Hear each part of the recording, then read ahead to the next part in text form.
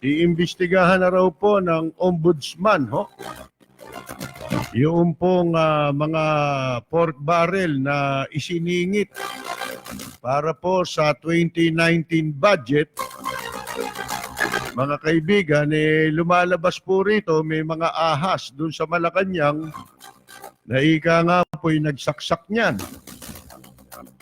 Talagang mga wala Sabi natin nung italaga, pag-upo ni Presidente Duterte, isa sa tinutulan natin yung mga appointees, di ba? Dito sa palatuntunan natin. Yan si Jokno. Ayan na sabit na, lumabas na ang katotohanan. Nagde-deny pa pero winelcome ng Malacanang yung pong mga yung mga banat ni ni Congressman Andaya labang kay dito yung mga sangkot si Jokno yun yung isa ron sa mga cabinet member Ina ninyo mga kaibigan pinaglalaruan yung pera para mapunta doon sa mga pinapaboran na mga kamag-anak incorporated, ginagamit na dami para magpayaman, mga kaibigan, dahil sila ang may hawak ng kapangyarihan.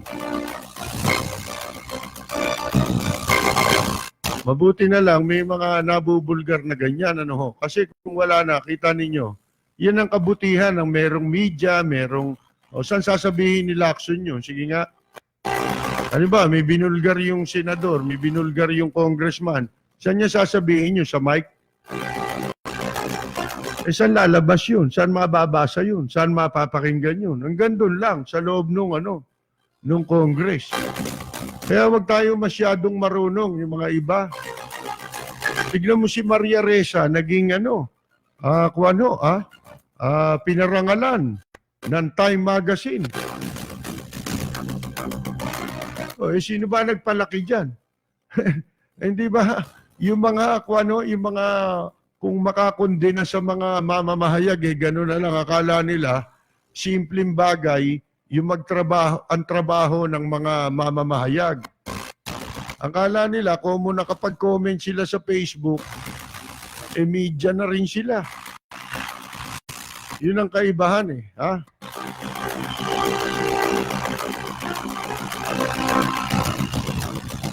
Ito mga kaibigan, sabi ni Enrile, wala raw pagbabago ang politika sa Pilipinas. Maganda rin pag-usapan nito, Kasi sinasabi ni dating Senador Juan Ponce Enrile, nung tanungin po siya kung meron bang naganap na pagbabago sa politika dito sa bansa. Sabi ni Enrile, siyempre, yung mga politiko, hindi niyan ipapakita ang tunay na kulay nila. Lalo na yung negatibo, yung pangit na pinakatatago-tago nila. Yan, hindi nila ipapakita yan, sasabihin yan siyempre sa publiko. At ang sasabihin niya, puro magaganda. Sabi niya, pareho lang. Nagpapasikat sa media, sa madla. Ganun pa rin.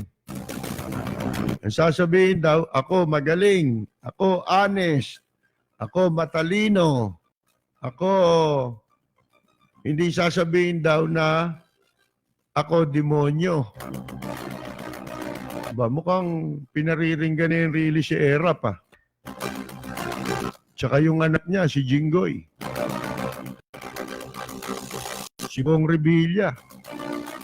Sasabihin ba ni Bong Revilla, ako demonyo? Tsak na hindi sasabihin ni Erap yun. Paano niya sasabihin demonyo siya? Si Satanas siya.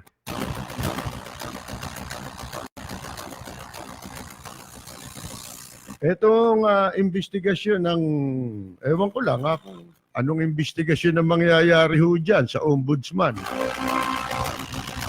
Kasi yung pork barrel, bawal yan, unconstitutional yan, dineklara na yan na labag sa konstitusyon.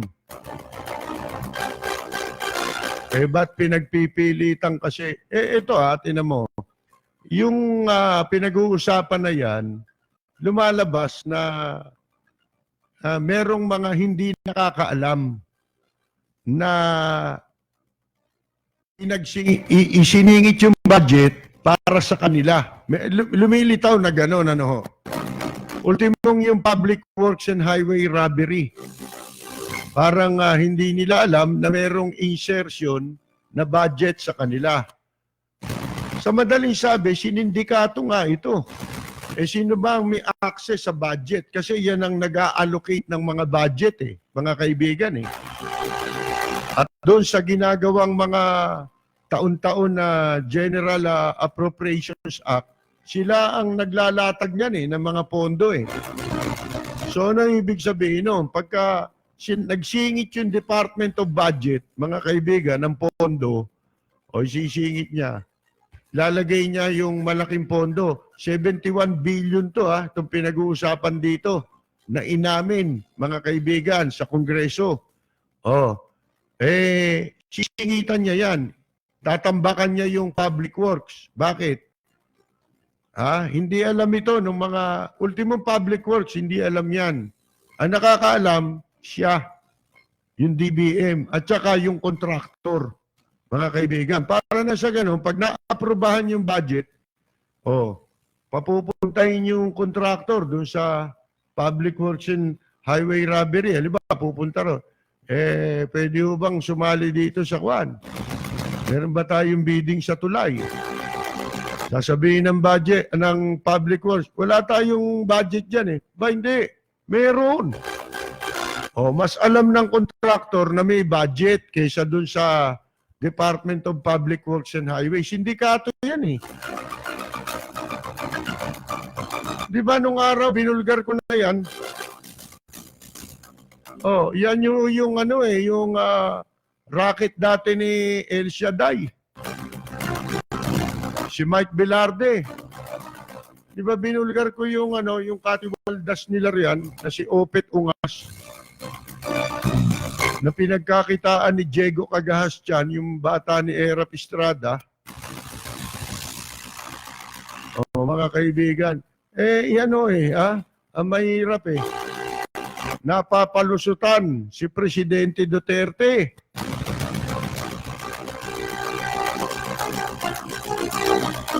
Sinasabi naman ng mga congressman tsaka ng senador, hindi malamang hindi alam ni Presidente yan. Unang-una yung Malacanang wala namang access yan na magpagawa ng mga wala sa tungkulin nila. Yung magpagawa ng ganito, magpagawa ng ganon. Siyempre, nakakaalam niya ng sindikato, utak ng sindikato, DBM. Kamukha nung ginawa ni Abad, di ba? Bakit ba ho nagkaroon ng pondong malalaki, yan pong mga nakawan, Alam ni Abad yun pati yung kila Napoles, alam yun Ganyan din itong papel ni Jokno. Nagmamalinis pa si Jokno, self-serving. Siya pumupuri sa sarili niya. Kasi wala raw siyang record na ganyan. Hindi ka pa nahuli. Ngayon ka lang nahuli. Ba't di ka ganyan si Jokno Kasama ni Erap yan Di ba, cabinet member din ni Erap yan?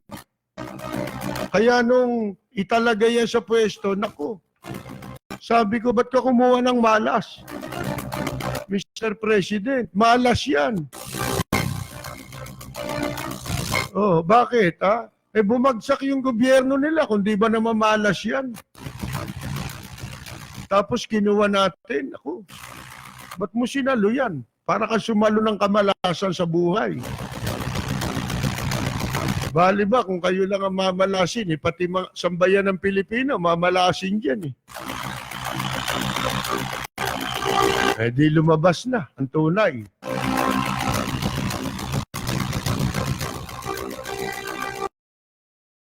Parang kailan lang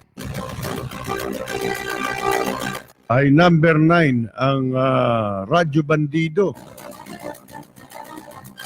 sa Asian Nielsen, mga kaibigan, survey. Ito'y survey na totoo to kasi hindi naman kinukomission ito ng mga himpilan ng radyo Ang nagko-commission dito, advertiser. Akalain mo parang kailan lang number 9. 'Di ba? Kamakailan binalita natin 'yan. Ngayon number 5 na ang DCRJ. Ang Radyo Bandido number 5 sa rating. Dito po sa Metro Manila.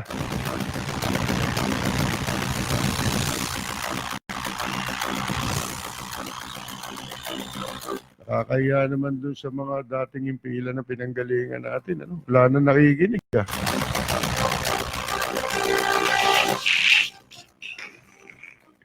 Wawa naman. Kaya pala natanggal na yung bakla ron ngayon, ito ho. Mga kaibigan, tinanong si Senator Juan Ponce Enrile kung ano masasabi niya sa politika ngayon. Kung merong pagbabago ba? Ay, ang tingin niya, ganun pa rin. Kaya sabi niya nga, pareho lang. Nagpapasikat sa madla. Ganun pa rin. Ako, sasabihin, ibig niya sabihin, na sinasabi ng mga politiko, ako magaling, ako honest. Si Bong Revilla, honest yan, mga kaibigan. Hindi magnanakaw yan. Si Jinggoy, honest to yan, mga kaibigan. Iboto nyo. Ba't di nyo iboboto mga honest yan? Katunay, nakulong yan At may mga kaso yan Si Erap, ito sasabihin, honest, ako matalino. Talaga matatalino yan. Alayin mo, napunta sa kanila yung pera ng taong bayan. Hindi ba matalino yan? Kalahin mo yung mga taong bayan na gago Nagpapakahirap maghanap buhay. Halos yung pagkain na lang nila, kung ano na lang yung maaabot na mabibili nila sa mahal ng bilihin. Hindi na nila makayanan. Minsan, hindi na kumpleto ang pagkain sa isang araw, pero kailangan nilang magbayad ng buwis. Saan nila binabayad yun? Doon sa mga binibili nila na hindi na nila ma-afford. Di ho ba? Ngayon, saan napupunta yan? Sa gobyerno. Gagawing pork barrel. Yan, ngayon. Sa Kongreso ngayon, di ba? Nagkabukuhan. Doon dadalhin. Di ba? Pagkatapos mapupunta sa kanila, mga kaibigan, di ba matatalino yan talaga? Totoo yan Ako matalino. Sasabihin ng kandidato. Pero hindi nila sasabihin na sila demonyo. Yan ang sabi ni Enrile. Totoo yan. Hindi sasabihin ni Erap yan na demonyo siya. Parang yung sinasabi natin, kung sakasakali, magkatawan tao, mabuhay ulit, Halimbawa lang, muling mabubuhay si Virgin Mary. Pupunta sa Pilipinas. Pagkatapos nakita niya, puro walang hiya itong mga kandidato. Matutuwa ba siya pag kandidato si Erap? Ang matutuwa lang dyan yung mga tumatanggap ng pera, di ba? Pag eleksyon. Si Virgin Mary, buhayin mo, matutuwa ba yan? Maaawa yan sa mamamayan. Lalo na pagka pinagnakawan ng pork barrel, yung nagnakaw, absuelto, mga kaibigan. Acquitted. Tapos, ipagmamalaki, hindi niya ako magnanakaw. Sabi ni Bong Revilla, di ba, hindi ako magnanakaw. Nagmalaki pa Hindi raw siya magnanakaw. Paano yun? Sabi sa decision, acquitted ka nga, ibalik mo. Itong 100 million mahigit. 127 million. Mga kaibigan. Saan kinuha yun? Ba't pinababalik sa kanya yun? Ha? Di ninakaw. Ba't acquitted? Yun ang gusto nila mga kaibigan Di ba? Yun ang gusto ng mga bumabaluktot ng katarungan kanina lang narinig ko yung talata niya sa Biblia Mga kaibigan Ha? Bakit anya ganito ang pinakikita mo sa akin? Puro karahasan. Ayan. Nababaril yung mga driver, neglensyong. Meron doon sa Pasig. Pulis din. Binanatan. Patay. Ang apelyido Melendres. Pulis Pasig. Melendres. Baka kayo, malilimutin kayo talaga. Papaalala ko lang sa inyo. Di ba may naging kabit si Erap? Si Joy Melendres?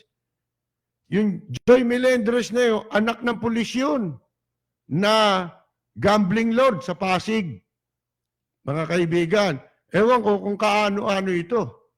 Alam nga namang hindi magkamag-anak yan. Konti lang yung apelyidong yun At saka, bali ba, isang lugar, di ba? Pasig. Sinasabi ko lang, pinapaalala ko lang sa inyo dahil ang daming matatalino sa Facebook, hindi naman marunong makatanda, di ba? Wala namang natatandaan. Pag natapos na, ayun, hindi na alam balikan yung issue at saka hindi niya alam gamitin yung issue paano niyang iuugnay sa mga nangyayari, di ba? Para magkaroon siya ng referensya. Yun, hindi na nagagawa yun ng mga taga-Facebook. Hindi katulad nung nasa media, tinatandaan yan. Ginagamit na referensya, di ba? Sa mga discussion, sa pagbabalita, etc., etc. Basta may ginagampan ng tungkulin sa media. Ganon sa media. Kaya hindi pwede rito yung nakapag-type ka lang ng comment mo sa Facebook, akala mo magaling ka pa sa media. Tinan ninyo nangyari kay Maria Ressa, lumaki ng lumaki. International yan. Time Magazine, mga kaibigan. At saka, hindi mo maku-question ang pagbibigay nila ng award. Hindi katulad dito, yung mga binibigay na award dito, questionable, di ho ba, mga kaibigan? Ano ba, yung press club, mamimigay ng award, Marcelo H. Del Pilar, ang bibigyan, Mandarambong. Ang bibigyan kung sino-sinong kamoteng kahoy. Paano magkakaroon ng credibility ang award? Yung Time Magazine, mga kaibigan, credible yan. Hindi maku-question yan, mga kaibigan. Hindi binibili award yan, hindi nabibili yan. Hindi katulad dito, yung award, kung paano binibenta sa rekto yung plaque at saka mga kung ano-ano certificate, ganun din, mas mahal binibenta yan ng mga nagbibigay dito ng award. Si Presidente Duterte nga, huwag niyo akong bibigyan ng award. Sabi, di ba? Pag ako ginawa niyong guest speaker, huwag niyo akong bibigyan yan, yung mga plaque. Ito sila Bong Revilla, baliktad, sila Jinggoy. Gusto nila laging may award. Ito naman mga nagsisipag-imbita ng mga magnanakaw, mga kaibigan, gagawa ng mga okasyon. Meron pa nga Rotary, Lions Club, mga Kiwanis Club, kung ano-anong club, JC's. Alam mo, mag-iimbita yan, iimbita dyan, mga magnanakaw Pagkatapos magsalita, pagsasalitain, guest of honor ni speaker, mga kaibigan, papalakpakan na, bibigyan pa ng award. Saan ka nakakita ng bansa na ganun? May bansa bang ganun? Bali ba, mga samahan Dapat yung samahan, ginagawa yan para sa mabuti, di ba? Laging mabuti, layunin ng samahan pero pag hinaluan na ng katarantaduhan, ayun na po, kahit anong bagay kahit anong simulain sa umpisa, magaganda. Pero pagdating ng matagal-tagal na, mga kaibigan, binababoy Nabababoy. Hinahaluan ng katarantaduhan. Oh, nagpapabayad sa mga politiko, tapos gagawing speaker. Tapos bibigyan ng plaque, papalakpakan pa. Nagnakaw yan. Tingnan mo abangan ninyo. Si Bong Revilla magkasalita yun sa mga mga forum. Lalo sa media. Alam mo, yung media dapat din na nag-iimbita ng ganyan eh. Di ba? Bayan mo tumakbo yan. Paano? May pera. Kaya sabi ko sa inyo, abangan nyo kung paano pababanguhin si Bong Revilla. Ganyan naman ang kasunod lagi niyan eh. Kasi hindi nga kapanipaniwala yung desisyon na siya walang kasalanan eh. Ang paniwala, sa bar of public opinion, convicted si Bong eh. Sa Sandigan Bayan, acquitted siya. Pero sa opinion ng matinong tao na nagbabasa, mga kaibigan, at umiintindi dun sa binabasa niya, hindi papasa yung desisyon na yun. Mga kaibigan, bakit? Kahit di ka nag-aral, alam ng mga tao na ang plunder, conspiracy. Kumbaga, bank robbery, marami kayo. Di ba? Katulad nun. Parang yung sa dun sa pag-ibig nung araw, di ba, may pinakulong si Binay nung vice president siya dahil siyang housing czar, mga kaibigan. Yung HUDCC, under lahat ni Binay yan. Pinakulong nila yung sino yun? Yung Chinese na pinanser ni Noli Boy Di Castro tsaka ni Ted Pailon. Isipin mo, yun lang ang pinakulong. Pero hindi kasama ang pinakulong yung mga kinasuhan, hindi kasama yung mga opisyal ng pag-ibig na kinasabwat. Paano magtatagumpay ang kaso nun? Yung sinasabi natin eh. Alam nga namang yung si Liba pangalan nun? Mga kaibigan, alam nga namang yun, ni-raid niya yung opisina ni Binay. Tapos kinuha niya yung pera, ginamit niya sa project. Ganun ba yun? Parang pumasok sa bangko, binuksan yung vault, kinuha yung pera. Ganun ba yun? Hindi. Dadaan ka sa proseso eh. May magre-release ng pondo, may pipirma ron. Kamukha itong proseso din sa pork barrel. Pwede bang hindi alam ni Bong Revilla na nanakawin yung pera? Pinanakaw niya. Inside job. Kumbaga mang-hold up kayo ng bangko, kasabwat nyo yung yung nasa loob ng bangko. Alam nyo napag-uusapan na rin lang yung hold up sa bangko. Di ba? Marami naman yan, di lang natin nababalitaan eh. May mga pangyayaring ganyan. At pwedeng yan mangyari pa ngayon sa maraming pagkakataon. Yung sa buwatan. Kasi walang yan naman yung bangko. Alin? Ako, pagtrabahuin mo sa bangko, tapos nakita ko na walang hiya itong bangkong ito. Ang daming walang hiyang bangko, mga kaibigan. Ngayon, ano gagawin yan? Mag-iisip ng masama eh. Di ba? Pa-hold up.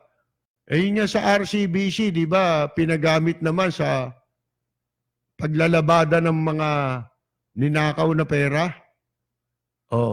Bawal din yun. Mga kaibigan, sino naipit doon? Yung Maya Digito kasi pinalilitaw nila inside job. May kasabwat sa loob, kaya nanakaw yung pera ng Bangladesh. Di ba? Bakit nakalaya yung mga iba? Ganyan naman lagi. Nakita ninyo sa kaso ni Bong. Pwede ba magsabuatan yung si Cambay at si Napoles nang wala silang pinagsasabuatanan? Conspiracy, plunder. Conspiracy. The act of one is the act of all. Yung isa, acquitted, dapat lahat acquitted. Kung convicted, yung isa, convicted lahat yan. Wala kang pwedeng itira dyan. Conspiracy yan eh. Di ba? So, nasan ba ako? Saan sana ako napunta eh? Dito, babalikan ko lang itong kay dating Senador Juan Ponce Enrile na sinasabi niya. Ganun din daw ngayon. Bakit niya nasasabi to? Hindi niya masabi yung totoo. mga kaibigan. Ano ba totoo? Ang totoo, dapat ang botante, pumili kayo ng iboboto ninyo base sa track record ng kumakandidato. Doon kayo pumili. Huwag kayo pumili sa partido. Si Enrile ba, ang partido niya ngayon sa pagtakbo niya, yung partido ni ERAP, yung partido ng masamang Pilipino. Ha? Puwersa raw ng masamang Pilipino, PMP. Ba't kasama ka ron? Di ba? Ang dami naman partido riyan. Bagay, buntot mo, hila mo kasi ang alam ko, lahat ng ini-endorso ni ERAP natatalo eh. Wala pang in-endorsong nanalo yan eh, mga kaibigan eh. Ngayon, kung may nanalo, hindi dahil sa endorso ni ERAP. Siguro may nagawang mabuti yung kandidato, kaya nananalo. Eto, tinan ninyo. Kaya dito, tama si Alfredo Lim lagi, si Mayor Alfredo Lim. Sa kanya ko natutunan yan eh. Kaya pinag-aralan ko eh. Meron pa bang ibang pwedeng pagbatayan ang botante maliban sa pagtanggap ng pera? Maliban sa pang-uuto ng kandidato? Meron bang tayong masasabi na dapat doon magbase ang mga botante sa pagpili niya ng kanyang iboboto pagdating ng eleksyon? Yun ang sinabi ni Mayor Lim eh. Ang sabi niya, track record. Yun ang pinakatama na pagbabasihan ng isang botante sa pagpili ng kanyang iboboto. Kung ang isang kandidato merong mabuting track record. Mga kaibigan. Ngayon, pag sinabi ng botante, bumoto naman ako, track record eh. Pero ang ginamit niyang basihan sa track record, yung masamang track record nung ibinoto niya. Mga kaibigan. Track record din kasi yun eh. Kaya lang masama. Dalawang klase yung track record. Isang masama, isang mabuti. Alam mo nang may masamang record dyan, may masamang track record dyan. Ba't ibinoboto mo pa? Di walang hiya ka talaga. Di ba? Isipin mo, barya yan. Bibigyan ka ng 1,000, 1,500, sabihin mo ng 2,000, kapalit ng pagboto mo. Ilang taon uupo yan? Gagawa ng puro kademonyuhan yan. Si ERAP, ilang taon na? Mag-a-6 na taon na sa Maynila. Nakakadalawang termino na. Ano na ipagawa ni ERAP? Akala ko nung una, yung sabungan na ipinatatayo dito lang sa Santa Ana. Ayun, bawat district pala yan, tatayuan ng sabungan. Meron ng tinatayo. Malapit na rin matapos yung nandun sa Bitas, sa Tondo. Hindi ako nagkakamali. Yan yung dating slaughterhouse binenta mga kaibigan yung dating matadero. Ang laki na nung tinatayo ro, no? Mga kaibigan. Yung itsura pa lang Yung architecture ng kuwan ng Cockfight Arena, Coliseum, mga ganon, di ba? Di ba sa San Juan may sabungan?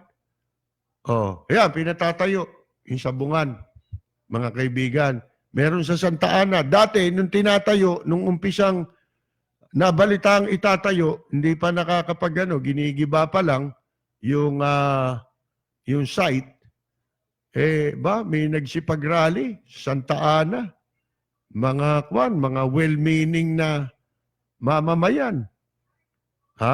Mga civic minded na mamamayan, mga concern sa kanilang community. Kasama, pinangunahan ng parokya doon sa Santa Ana nung St. Francis. Kasi doon sa tabi nun itatayo tinatayo.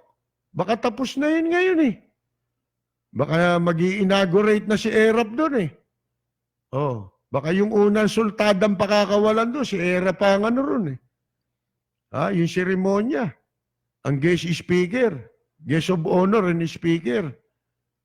Di ba? O, ay ba't nawala na yung mga tumututol? Yun ay pagtaka nyo, mga kaibigan. Ang ginagawa, sabi ko nga nung nabuko yun, nagrarally, pinatigil sandali. Sabi ko, patitigil sandali yan. Pag lumamig na yan, at saka bibirahin ulit yan, itutuloy. Ayan, natuloy. Yung Rizal Memorial.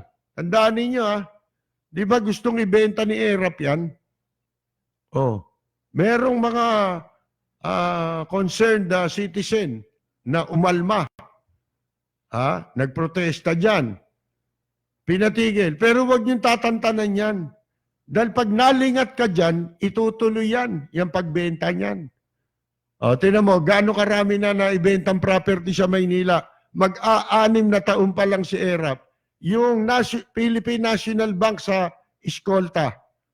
Nung una yon na binebenta, natunugang ibinebenta ni ERAP, binanatan sila ng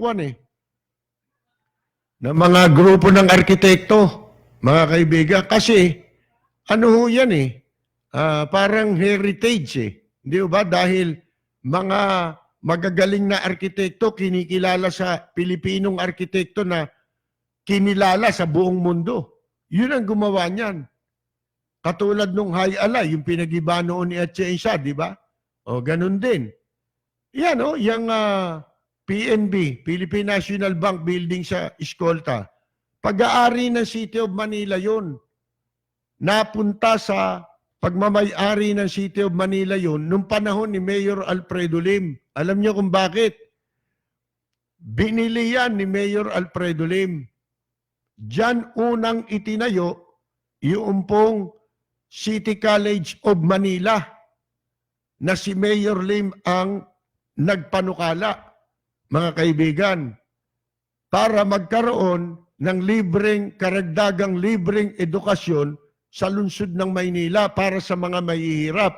Dahil hindi lahat nakapag-aaral doon sa pamantasan ng lungsod ng Maynila.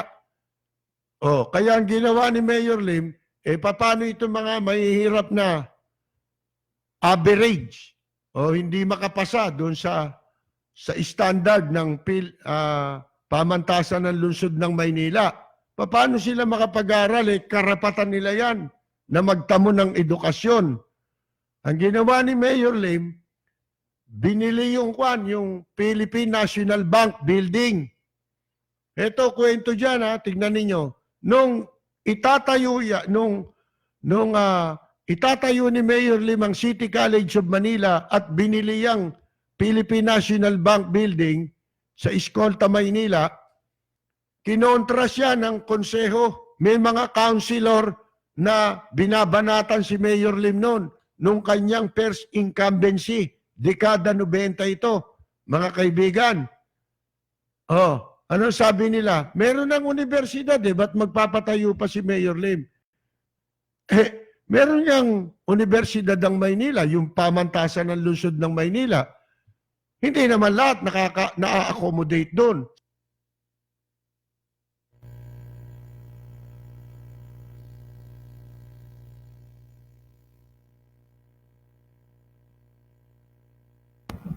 Hindi lahat na-accommodate doon sapagkat may standard yung pamantasan.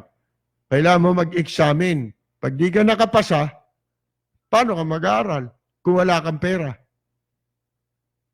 Kung taga Maynila ka. Walang kakayahan ng magulang mo. So, binili yon, di ba? Ito nangyari nung bayaran yan ng City of Manila sa panahon ni Mayor Lim, alam ba ninyo, kinabukasan o isang araw, pagkatapos ng mabili, 1 o 2 araw, merong mayamang negosyante, may-ari ng mga bangko, ang nagpunta kay Mayor Lim. Kasi hindi nila alam na ibebenta pala yung PNB. Nabili ng City of Manila. Alam ba ninyo kung ano pakay nung negosyante na banker, nagpunta ron? Gusto niyang mabili. yung pong yung PNB building na magdadagdag siya, doble yata ang ino-offer na halaga para doon. Kasi nga po, ano yan landmark yan At saka yan heritage yan pamana yan Ha? Ngayon, mga kaibigan, kung gustong magpayaman ni Mayor Lim, noon pa mayaman na siya. Hindi ba? Bakit? Sana'y binenta niya Binenta niya ulit. Kasi wala naman siyang lalabaging batas Ha? Isosoli mo naman yung pera, ang kukunin mo yung tinubo. Yung ipinatong nung bibili na halaga. Hindi pumayag si Mayor Lim. Kaya nabuksan ang City College of Manila. Ano yan City College of Manila ngayon? Yan ngayon ang Universidad de Manila. Mantakin ninyo from that time, dekada 90. Ano tayo ngayon? 2018. Mga kaibigan. Ha? Gaano karami na ang kabataang Manileño ang nakapagtapos dyan sa universidad na yan na ipinatayo ni Mayor Lim. Ha? Kasi si Mayor Lim, bakit ang kanyang dedikasyon, ang kanyang mga programa, yung pawang makatutulong sa mga maliliit. Bakit? Sa palagay ninyo? Doon sa mga hindi nakakaalam sa kasaysayan ni Mayor Alfredo Lim, bukas na aklat yan. Kaya lang, marami nang hindi nakakaalam. Si Mayor Lim, lumaking wala. Nabuhay na mag-isa. Nakarating siya sa lahat ng tagumpay, mga kaibigan, na siya mag-isa ang tumindig sa sariling paa. Mahirap, di ba ho? Mas lalong mahirap yun, walang magulang. Iniwan ka sa ampunan. Mga kaibigan, nakuha ka ng lola mo, malaki-laki ka na. Kaya lang hindi nagtagal, nawala yung lola niya. Sipin mo, World War II, mag-isa ka sa lansangan, bata ka. Nagkakagera dito sa Maynila. Mga kaibigan, yan ang hirap na pinagdaanan ni Mayor Lim. Nag-aral, sariling sikap, hanggang sa makapagtapos ng koleyo. May panahon daw natutulog siya madalas sa klase. Kasi napupuyat siya sa pagtatrabaho.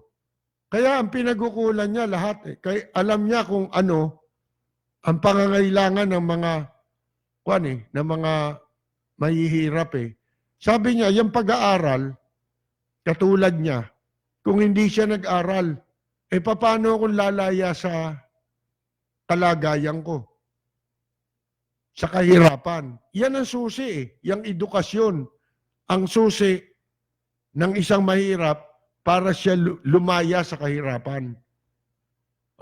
Mga kaibigan, pinatayo ni Mayor Lim, gaano karami ang nakikinabang dyan at ang napagtapos dyan. At eto yan hong City College of Manila noon na ngayon ay Universidad de Manila na. Yan ho, mga kaibigan, hindi pipitsuging eskwelahan na ngayon. Isa na yan sa pinakamahusay na eskwela. Doon sa dating istasyon na pinanggalingan ko, kukwento ko lang pero hindi na ako magbabanggit ng pangalan. Merong lumapit sa akin na isang kasamahan namin doon para yung anak niya makapag-aral ng criminology. Nalaman ng bata na ang pinakamahusay na magturo sa criminology, yang Universidad de Manila. Sabi niya sa akin, baka maaari na matulungan mo yung aking anak na makapasok dyan. Sabi ko, di ipapakiusap natin kay Mayor Alfredo Lim. Pinakiusap ko kay Mayor Lim. Baka pulis na ngayon yun mga kaibigan Tapos na yun, baka isa o 2 taon na, 3 taon ng pulis yan. Matagal na kasi yun nung nandun pa ako sa isang himpilan dyan wala na raw nakikinig. Layo sa survey. Buti pa tayo Number 5 ang DCRJ mga kaibigan Nasaan ba yung dating himpilan ko? Ba number 7 lang? Wala sa lakas no? Mga kaibigan Wala sa palakasan ng power, ganyan-ganyan. Wala Kumbaga sa baril, gold cup nga yung baril mo. Hindi ka naman tumatama, di ba? Hindi ka tulad nung himpilan mo, maliit nga, paltik nga, kumbaga sa baril. Ang tama naman lagi sa ulo. Di ba? Sabi ni Kao din sa akin yan ngayon, ito. Pag-usapan natin, track record Ito sinasabi ni Juan Ponce Enrile. Yun ang dapat. Ba't di niya sabihin yun? Pumili kayo track record. Hindi niya masabi, mga kaibigan. Naghahanap siya ng kung paano niya mailulusot yung candidacy niya sa publiko. Dahil alam niyo naman, yung social media, mainit kay dating Senador Juan Ponce Enrile yan. Ako personally, kilala ko si Senator Juan Ponce Enrile. Mabait yan Mas walang hiya pa nga yung security niyan Pero si Juan Ponce Enrile, mabait sa akin yan kahit kailan noon. Hindi na kami nagkikita ngayon, mga kaibigan. Tsaka ako, si Enrile, ang buhay niyan ganun din, parang kay Mayor Lim. Lumaki rin na walang self-made man ang tawag dyan nila, di ba? Si Enrile, ganun ang naging buhay. Pinilit niya makapag-aral, di ba? Naglalakad nga sa Atumana walang tsinelas yan papunta na eskwela Di ba? Si Enrile, ganun. Yun din halos. Hindi nakakalayo. Kaya lang, nung bandang huli, nakapag-aral si Enrile ng koleyo, nung matuntun niya yung magulang niya dito sa Malabon Di ba? Yung tatay niya. Kasi yan si Enrile, anak sa labas yan. Mga kaibigan. Ganon din si Mayor Lim halos Iniwan sa bahay ang puna ng nanay niya. Matagal. Hinahanap ng lola niya, hindi nakita. Kasi nalaman ng lola niya, yung anak, iniwan iniwan ng nanay. Hindi alam kung saan. May nakapagsabi nung medyo malaki na si Mayor Lim. Totoo lahat yun, yung mga mababasa ninyong kasaysayan ni Lim. Walang lokohan. Si Mayor Lim kasi, hindi namang marunong manloko yan Diba? At saka yan, hindi nagsasabing, ako magaling. Ako ipatatayo ko to. Wala Nung maging alkalde, tayo dito, tayo dun Di ba? Parang, sipin ninyo, walang pinapangako yan Walang pinapangako. Sinasabi niya lang, ang kahalagahan, edukasyon. Pinatunayan niya na ang pera ng mamamayan, pag pinahalagahan mo yan, sininop mo yan, hindi mo pinag-interesan yan, hindi mo kailangan magtaas ng buwis. Ito, kausap ko lang si Mayor noong linggo Meron pa kaming kuha dito sa Facebook, di ba? Yung mga ka-Facebook natin, nakita ninyo? Mga kaibigan, meron siyang sinasabi doon tungkol dyan yung pong hindi niya kailangan, sabi niya, hindi ko maintindihan, ba't kailangan mo magtaas ng buwis katulad ng nirereklamo ngayon sa lungsod ng Maynila. 300% na itinaas ng buwis. Sabi ko nga dun sa yung mga kausap kong negosyante dyan sa Binondo, mga kakilala ko, kasi may mga listener ako dyan Minsan nga, nagugulat ako, babatiin ako ikaw ba si Mr. Lapid? Ako yun na si gano'n, nakikinig ako sa'yo. Hindi ko doon ko lang nakikilala. Minsan may naging kakilala ako dyan, dahil nga nakikinig sa atin.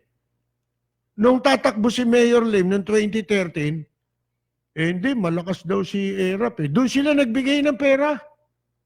Di nagbigay yung mga inchik na yan kay ERAP. Nabalitaan ko kinuwento sa akin ng mga inchik dyan sa Binondo. Sila bigay pera ERAP. Eleksyon. Ngayon, pagkatapos ng eleksyon, sino unang binawian ni ERAP? Sila. Nagbigay na sila ng pera. Nagtaas ng buwis ngayon sa Maynila. Yun ngayon ang nirereklamo nila. Pambihirang buhay ito. Hindi na namin alam paano namin mababayaran yung mga sinisingil na yun sa Maynila, ganyang kalaki. Mga kaibigan, tinanong ko kay Mayor Lim, anong gagawin nyo pag nabalik kayo? Diyan kasi kako, nakausap ko yung mga negosyante, nirereklamo nila yung buwis. Babalik ko. Hindi ko ipapatupad yung ginawa nilang yan na buwis pag ako nakabalik. Kasi ginawa na niya yan noon. Nung senador siya, nagsusumbong din sa kanya yung mga mamamayan. Ang taas ng buwis, panahon ni Atienza yun. Meron pang kaso na ipinail laban dyan sa pagtataas ng buwis kinwestiyon sa Supreme Court. Mga kaibigan, hindi ko alam kung ano naging resulta nung kaso na yon. Pero, di ba 3 taon lang si Mayor Lim naging senador? Nung makabalik siyang mayor, 2007, alam niyo ang unang ginawa? Pinakansela. Yung pinatutupad na yun. Na pagpapataw ng mataas na buwis sa mga amilyar, lahat ng taxes. Hindi pinatupad ni Lim yun from 2007 to 2013. Pagpasok ni ERAP, nagpatupad ng sarili niyang increase. Ngayon, 300% na. Umabot na sila ngayon sa 300% na increase ng buwis. Yun ang sabi ni Mayor Lim Hindi ko maintindihan bakit kailangan mong dagdagan yung buwis ng mamamayan. Di ba nagsisikap yan? Halimbawa, mahirap yan. Paano nga asenso yan kung pahihirapan mo ng pahihirapan sa buwis? Tapos umasenso. Umaasenso yung tao. Hindi mo kailangan pabigatin. Pero sa kabila nun, hindi nagpatupad si Lim ng mataas na buwis sa kanyang panahon. Mga kaibigan, bakit nagawa ni Lim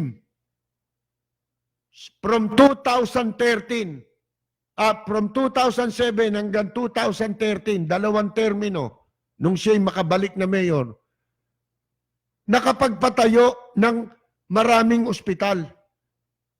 Yung kanyang first incumbency nung dekada 90, nakapagpatayo na siya ng malaking ospital noon, di ba? Diyan sa Tondo, yung Gat Andres Bonifacio.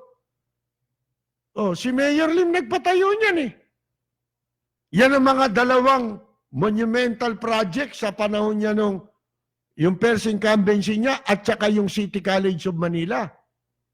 Mga kaibigan, etong pagbalik niya, ilang eskwela pinatayo ni Mayor Lim? Ang dami. Ilang ospital? Ospital ng Sampaloc.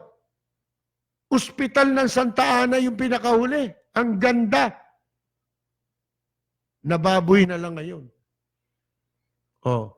Pinagana lahat ni Mayor Lim 6 na ospital sa Maynila sa bawat distrito nang hindi siya nagtaas ng buwis. Mga kaibigan, hindi ba ibinabalita pa nga natin nung makababa si Mayor, di ba pinagyayabang ni ERAP, nagsisinungaling yung animal na yan, may magnanakaw na yan, wala raw laman yung kaban ng Maynila. Ano raw, bankrupt daw. di ba, nagpakuha si Lim, ang nakaupo na, yung, mga bata na ni Erap, treasurer na ni Erap. Hindi ba naglabas pa ng certification kung magkano ang mga pondo na iniwan ni Mayor Lim sa Maynila bago siya bumaba? Nandun ang mga deposito sa bangko. Sinertify yan nung mismong city treasurer na ni Erap ang nag-certify. Kaya nga sinasabi ko sa inyo, di ba, may pera ang PAGCOR. Isa yun sa nakalagay dun sa mga naiwan na pera ni Mayor Lim. Kung di ako nagkakamalin, 8 million ang binibigay ng PAGCOR during Mayor Lim's time para sa Office of the Mayor. Di ba, kinuwento ko na sa inyo, tumawag sa kanya si Genuino noong 2007. Ang tanong sa kanya, saan nyo ba gustong ilagay itong PAGCOR share? Sa Maynila? Sa inyong opisina, saan nyo ba gustong ilagay na foundation? Yun ang tanong eh. Bakit? Yung sinundan ni Mayor Lim, sa foundation nilalagay.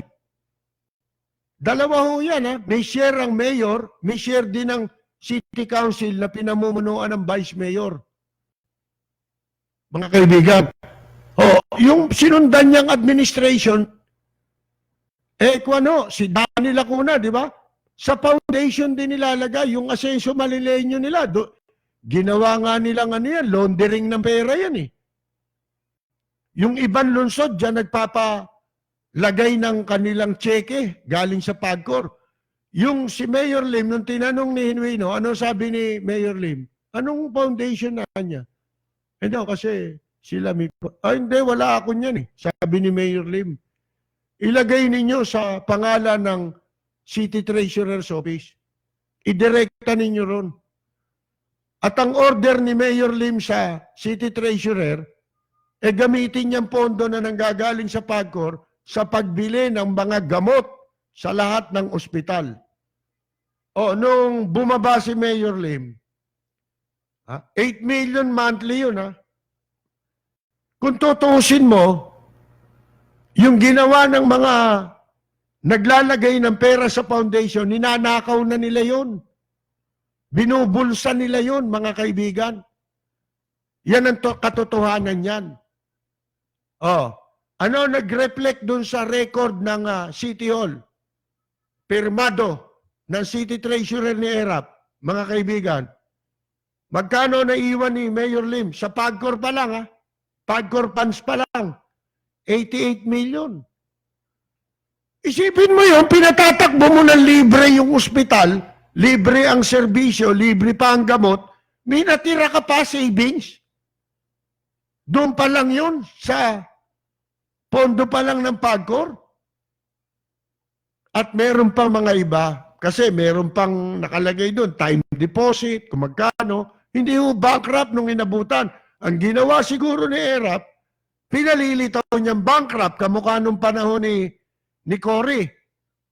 Yung pagpasok nila, sinabi nila bangkarote ang Pilipinas, ninakaw lahat ni Marcos. Kasi wala nang mag-ano magko-question mga kaibigan hindi ba? Tinanggal yung konstitusyon, di ba? Paano pa yun? Pinalitan ng pangalan ng Central Bank. Inubos nila yung pera ng Central Bank. Ganun ang ginawa ni Erap sa Maynila. Pagbaba ni Mayor Lim.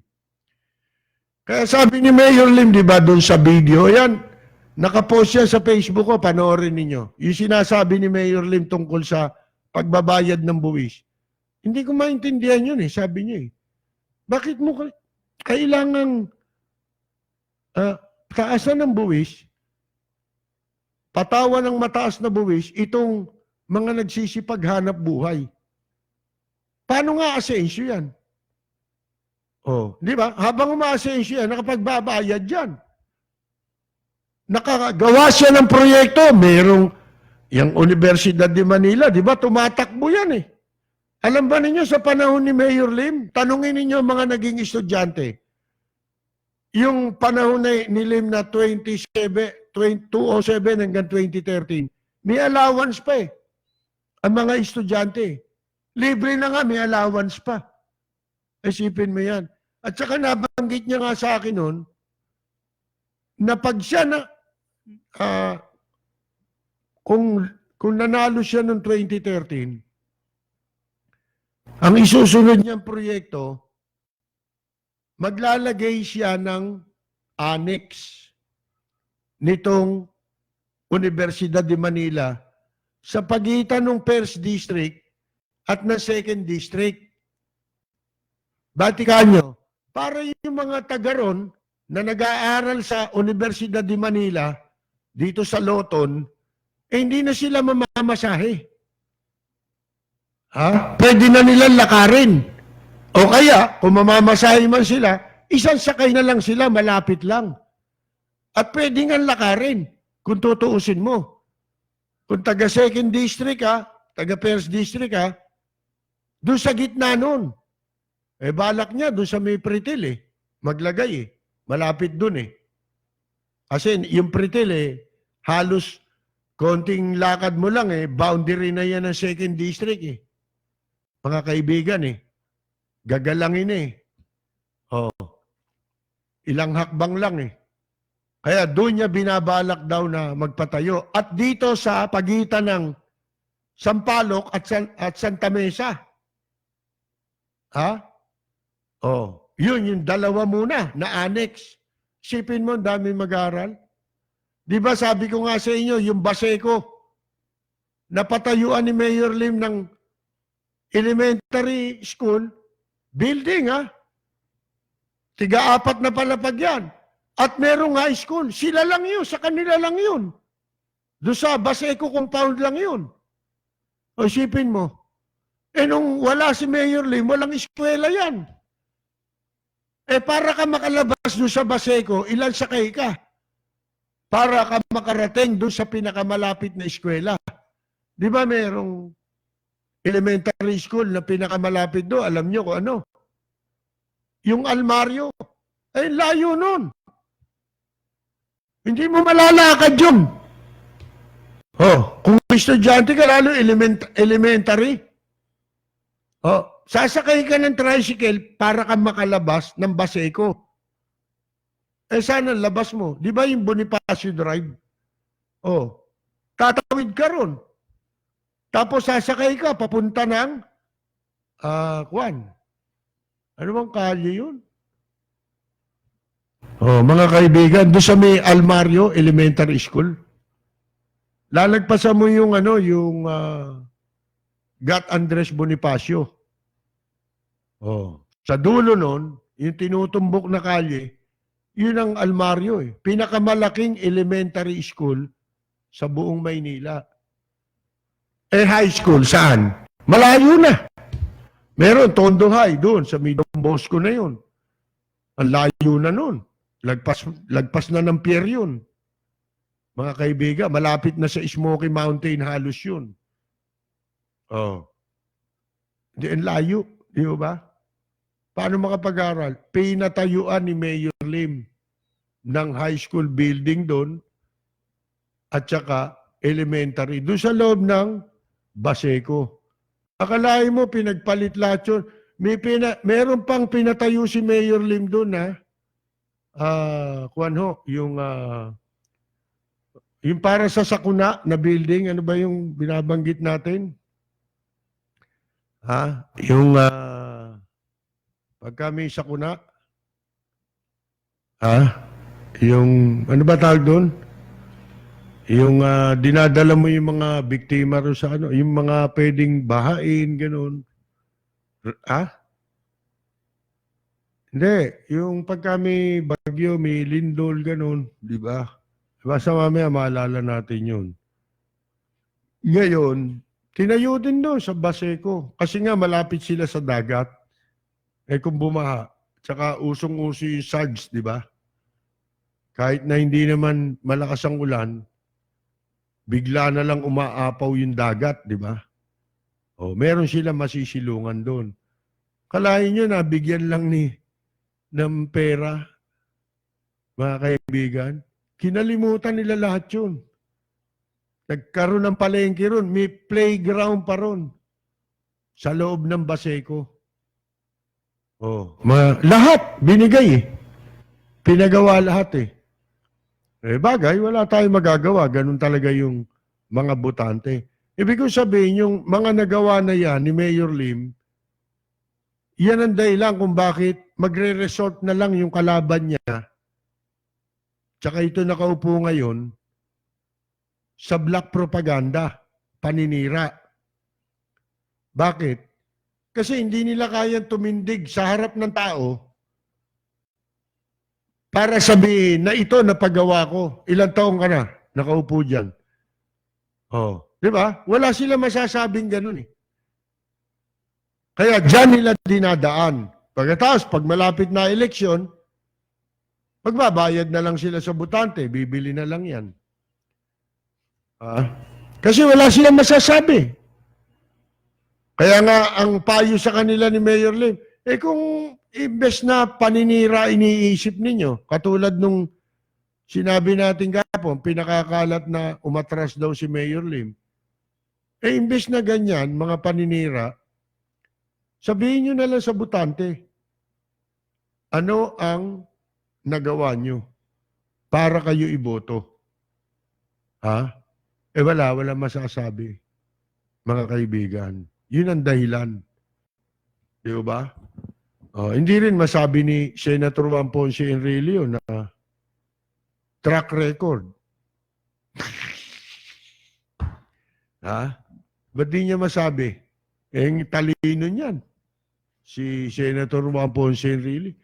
Yan, sa totoo lang, hindi mo rin maloloko yan. Kung nambobola ka, hindi mabobola yan si Enrile. Merong ugali yan na parang si Mayor Lim. Mahirap makuha ang tiwala niyan. Hindi basta-basta kang paniniwalaan eh. Akala mo lang pag nakausap mo, naniwala sa'yo. Pag-aaralan ka, pulis yan eh. Si Enrile naman, abogado. Si Mayor Lim, abogado rin. You know, ang dapat, pagbabasihan mo lang, simple lang eh. Yung, ano tawag dito, track record. Alam mo nang wala nagawa. Alam mo na magnanakaw yan. Tsaka saan ka nga naman nakakita? Sabi nga nung nabasa ko kanina, nagtataka ako dyan sa mga taga Maynila. Ang mayor nila, taga San Juan. Saan ka nakakita ng ganyan? Dapat ang mayor mo taga Maynila. Di ba? Dito lang yun eh. Ang mayor sa Maynila, taga San Juan. Mga kaibigan, lintik na buhay ito. Kita ninyo nangyari. Ayan! Meron na pinost ko yung litrato kanina. Huwag kayong maniwala. Sinasabi, di ba, kasi natuklasan sa bunga ng itinatayo, ano sinasabi ni ERA? Para walang mag-rally, para walang magprotesta, para hindi kumalat yung balita. Baka malaman ni Presidente Duterte, baka mabalitaan pinapatay nila yung balita. Parang si Bong Revilla ngayon, ang ginagawa niyan, binubuhusan ng pera yung media para wala nang kumwestiyon dun sa sa maanumalyang pagpapalaya sa kanya, pagkakaabsuelto sa kanya ng sandigang bayad, mga kaibigan. Ano raw yun? Kung ano sinasabi, gagawin daw, ano yun? May sinasabi siyang gagawin, hindi sabungan. Sabungan ho yun. Tignan niyo, structure pa lang Yung architecture Kamukha ng mga cockfight coliseum arena.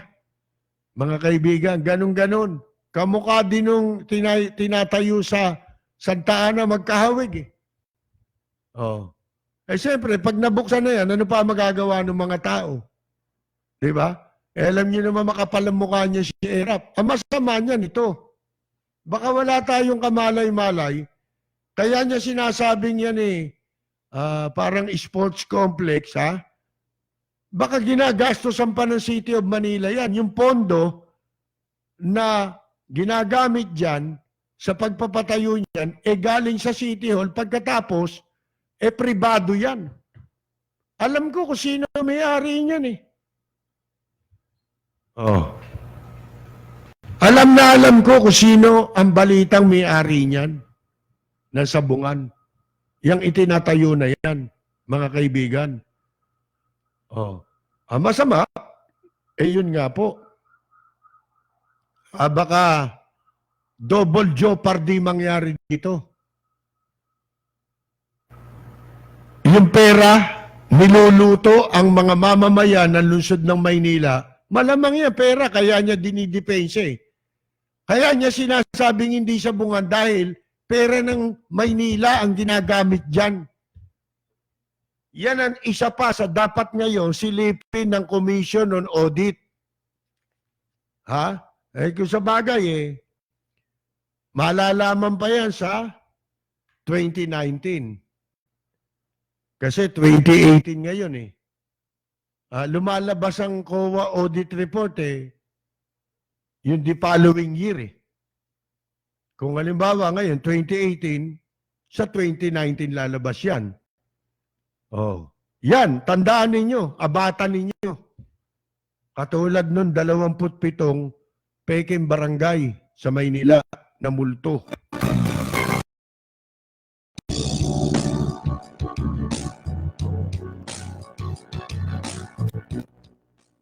Okay, Secretary Joke, no? Sarap kumain ng rice, pero can afford the price. Kanin, gulay at fish, gasolina, dilis, mga piso'y kakainis. Hay! Bakit ba tayo'y naghihirap? Habang ang iba'y nagpapasarap. Kahit anong sikap hanggat may mga kurap na ang bisis nila ay grind. Kukurakot sila doon sa lahat, kukurakot din doon sa right. Ang dasal ko lang, pangungutin sila tunay. Kawatan ng money ay naku kayo ay huling-huli. Mga adik sa pera, gamal sa kwarta. Tigilan nyo na ang mag-siting, pagkat kayo na ay booking, wag galit sa pera, baka kayo makarma. Yeah. Lagi na lang nagko-compromise, kahit gusto pa ng extra rice. Ang kita'y maliit, laging kapos sa budget, ako ay nag-wisit. Shit! Bakit ba tayo'y naghihirap? Habang ang iba'y napapasarap. Kahit anong sikap hanggat may mga kurap na ang business nila ay crime. Kukurakot sila doon sa lahat, kukurakot din doon sa right. Magdasal tayo, pangungutin sila tonight. Kawatan ng money ay naku kayo ay huling-huli. Maadik sa pera, gaman sa kwarta. Tigilan nyo na ang mag-siting, pagkat kayo na ay booking, wag galit sa pera, baka kayo makarma. Yeah!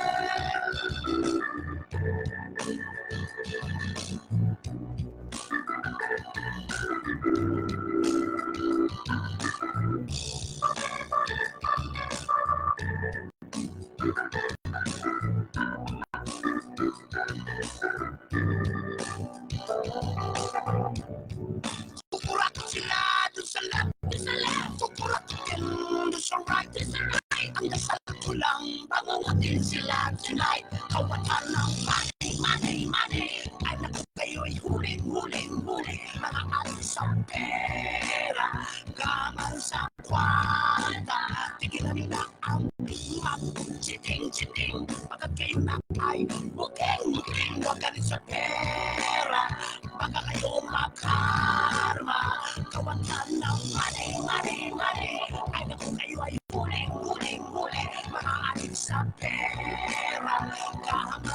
kwarta.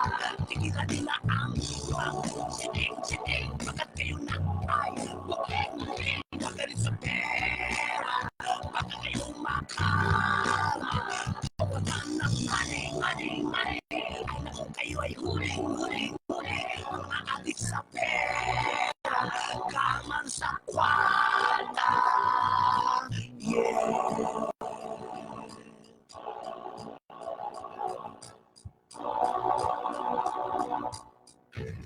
Balita, impormasyon at mga isyu na may kinalaman sa bayan, lahat isisiwalat ng walang takot. Lilinawin, hihimay-himayin sa Rapid Fire ni Bersilapi. Yan po ang inspirational song para kay Benjamin Diokno. Binukos yan ni Congressman Suarez. Ang sabi ho ni Congressman Danilo Suarez, meron daw project na nagkakahalaga ng 2.8 billion. Naka-earmark.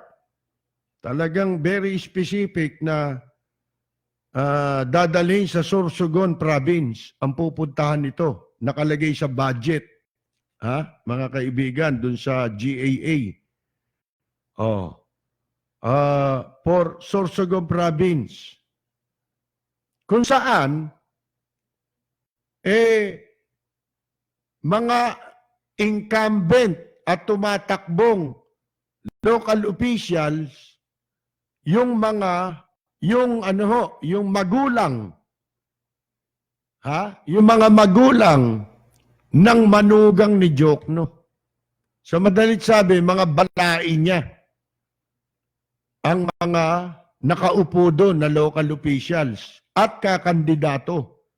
Sabi ni Suarez, si Sorsogon Vice Governor Esther Hamor, yan ang biyenan.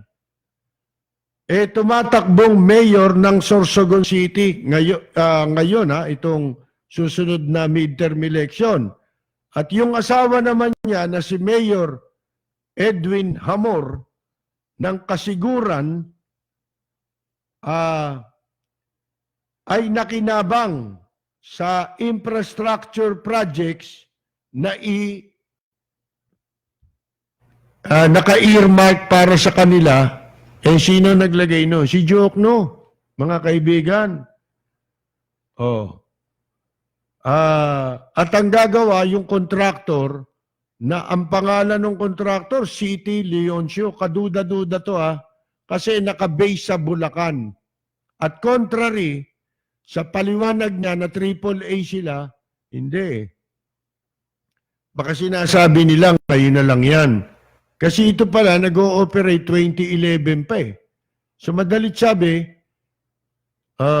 kakilala ni Diokno ito. At merong mga kaugnayan doon sa nakaraang administrasyon. Kita niyo na, mga kaibigan. Sabi ni Suarez, yung anak, yung manugang niya. Sabi ni Suarez, yung manugang yung anak nung Hamor na lalaki, kasal doon sa anak ni Diokno na babae, si Charlotte Justin. Yan.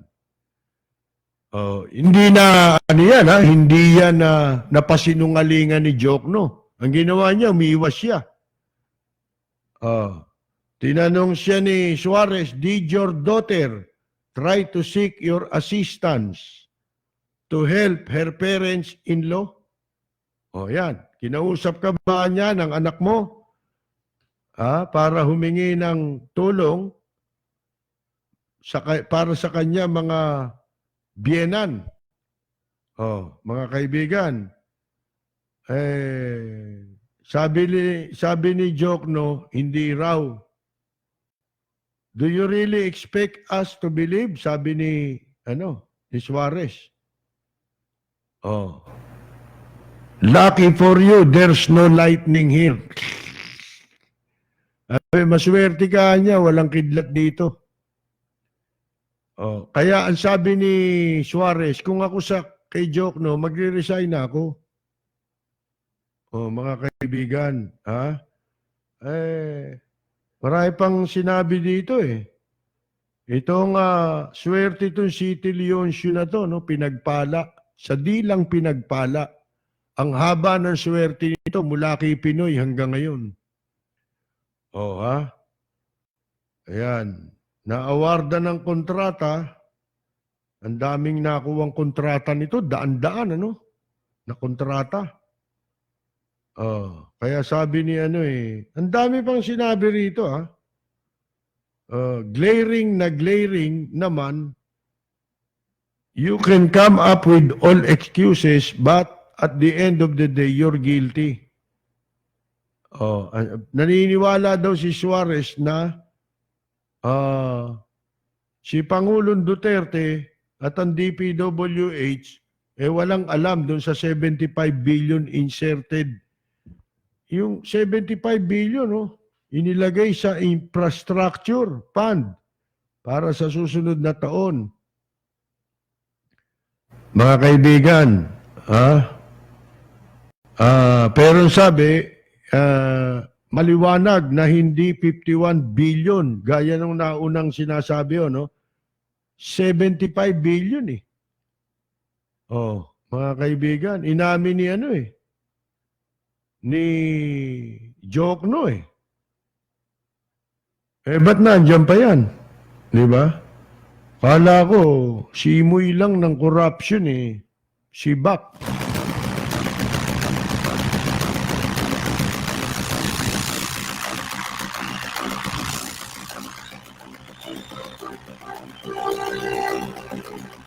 Basta pagdating sa pera, walang dilaw-dilawan eh, no ha? Dito, dilawan ka lang pagka yung mga issue, pero pagdating sa pera, walang dilawan-dilawan dito. Wala nagsasabi, uy, dilawan yan ah. Wala noon. Pera to eh. Ha? Yan ang hirap, mga kaibigan. So, laman tayong magagawa, kung hindi, ating abangan na lang. Ha? Ano kalalabasan ng investigasyon na yan, mga kaibigan, no? Teka, inahanap ko yung para tayo makapagbasa-basa na rito ng mga reaksyon at saka ng mga pagbati natin. Ano? Pasensya na kayo kung ako'y ano lang ngayon, naka-t-shirt lang tayo ngayon eh. Alam niyo kung bakit?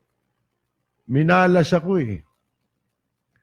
Kasi papunta rito, nakasabit ho yung aking polo shirt. Sa hanger na gano'n. Bukas ang mga bintana, ako naman si gago, tanga, bobo. Di ba? Lumakas yung hangin, tinangay ngayon yung polo ko. Ako nasa highway, alangan namang, ang bilis ko mga 80, bigla ko ihinto. Di ba? Hindi naman ako nagpapakamatay dahil sa polo. Wala yun, dumating ako rito, panloob yung suot ko. Mabuti na lang, may ukay-ukay dito sa tabi-tabi rito. Ito, nakabili ko. Kaya lang, hinayang na hinayang ako. Alam niyo naman ako, hindi ako nagbibili ng damit eh. Oo, mga damit ko,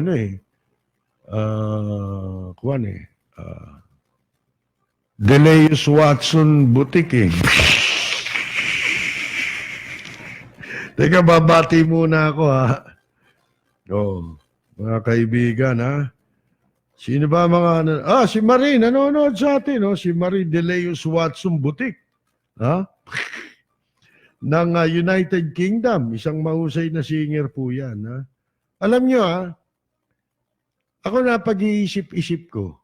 Kayo, ito, ngayon, hindi tayo masyadong mga magkakakilala. Alam niyo ba si Marie? Matagal ko nang ka-Facebook ito eh. At matagal na siyang nakikinig sa atin doon pa sa kabilang istasyon. Ngayon, bagamat matagal na kaming naging magkaibigan, hindi pa kami nakikita niyan. Oh, hindi pa. Personal, hindi pa. Kasi hindi naman siya umuwi dito. O minsan may planong umuwi pero hindi naman din natuloy. Alam nyo gano'n ha? Totoo pala yun na, totoo pala yun.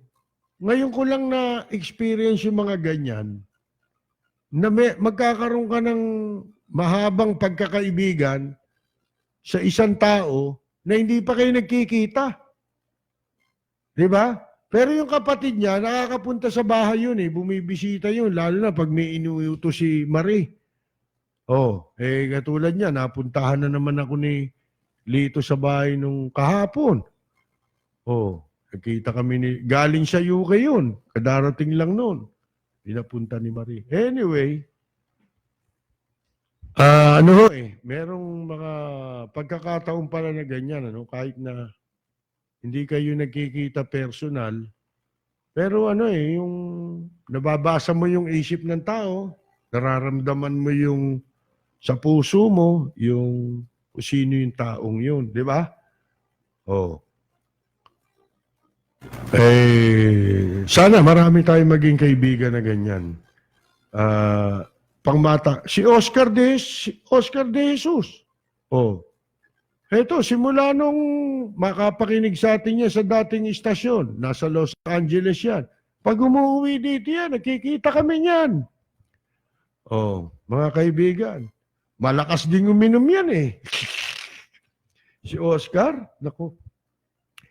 Pero masayahin tao yan, si Oscar. Pati mga mga in-laws niya, nakilala ko.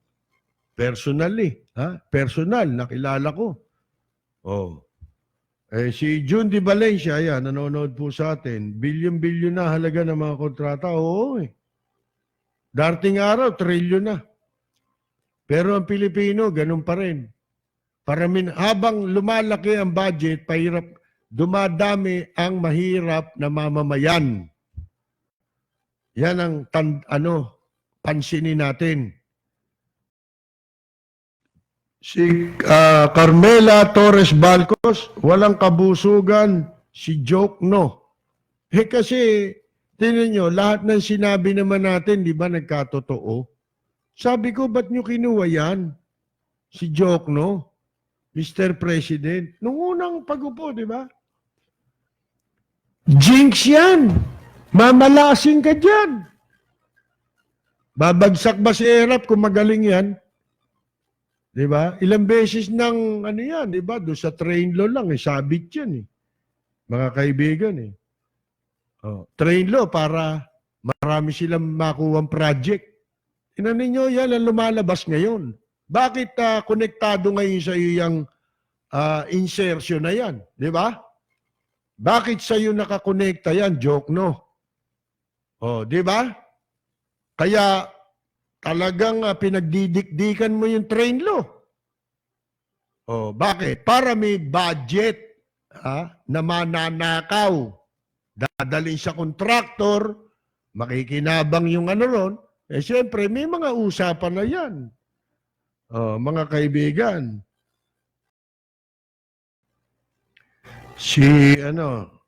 Swerte makakapulot ng polo shirt. Hindi signature yun. Ano yun? Ano naman yun? Galing naman yun sa Jerry Yap's Boutique. Alam mo ko puro butik ang damit ko Ito lang ang ukay-ukay Diyan buti may nagtitinda dyan sa may harapan natin, di ba? Munti ko nga nabili, may bre. Yung t-shirt na may bra doon, nakita ko hindi ako nagsisignature.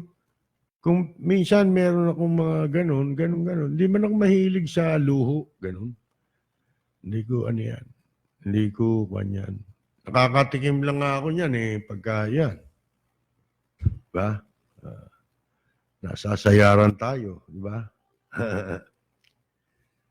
Ayoko niya kasi ginagalis ako dyan Hindi, biro lang. Hindi yan yun. Hindi niya nila pakikinabangan yun. Kung lalaban nila, masasagasaan na yun eh. Ang bibilis nyo sasakyan. Si Robin De La Cruz, nanonood po pala sa atin, no? Sabi ni Yula Sotelo, di bali ka, Percy, champion naman yung t-shirt mo. Ano ba yung champion? Meron ako nito, rubber shoes eh. Di ba? China. Mura pero gustong-gusto ko yun, yung sapatos na yun. Napakagaang eh. Napakagaan para ako walang suot sa paa. Pagka suot ko, gano'n. Yung rubber shoes ko na yun. Pareho nito pangalan. Sabi ni Grace Go, dapat tanggalin na yan si Jokno. Nakakaya kundi yan palitan agad. Bistado na ang corruption niya, mga palusot niya, bulok. Rap boy yan eh. Gagawa ba ng matino yan? Sabihin niyo sa akin, sino ang nakasama ni Erap na barkada niya, tropa niya, ang matino? Hindi ko lalahatin, pero halos, mga kaibigan. Kasi ang barkadahan kay Rapere, hindi mo nga alam, baka si Jokno kasama sa mga insertion niya yan, yung allocation para sa mananakaw nila Erap at ng pamilya niya, di ba? Sino makapagsasabing hindi? Hindi pa naman nabubusisi lahat yan, di ba? Tsaka bali ba ito? Ito, may connection tignan ninyo. Alam nyo ba, isang undersecretary sa DPWH na ipa-appoint nila Erap? Na undersecretary dyan? Yung Bernardo, ang apelyido. Naging city engineer sa Maynila yon. Dati yung sa Laguna. Yun ang tirador ni Jinggoy Estrada. Sa mga nakawan sa DPWH projects. Tandaan niyo yan. Di ba? Hinawakan nila yung Laguna dahil kay Asyong Aksaya. Si Asyong Aksaya. Nag-aksaya sa sa advertisement, loko. Di ba? Tanggal ka. Di ba? Ayan. Mga kaibigan, nabubuko na mga sindikato ng mga walang hiya, Walang kadala-dala Ang pinakahinto nito mga magnanakaw nito, tigil. Wala na, at pagtigil na, hinto na. Doon pa lang yun. Wala na po tayong oras. Salamat po sa lahat na manakinig ng ating palatuntunan. Dito po, sayang himpilan ng DZRJ 810, ang Radyo Bandido. At sa lahat po ng nanood sa ating pong Facebook Live, sa ngalan po ni Ariel, ang macho guapito na technical director natin at ni Jessa. Ito po si Percy Lapid. Babalik po kami bukas sa ganito ring oras timpilan. Maraming salamat po at magandang yumaga! Bentot Jokno!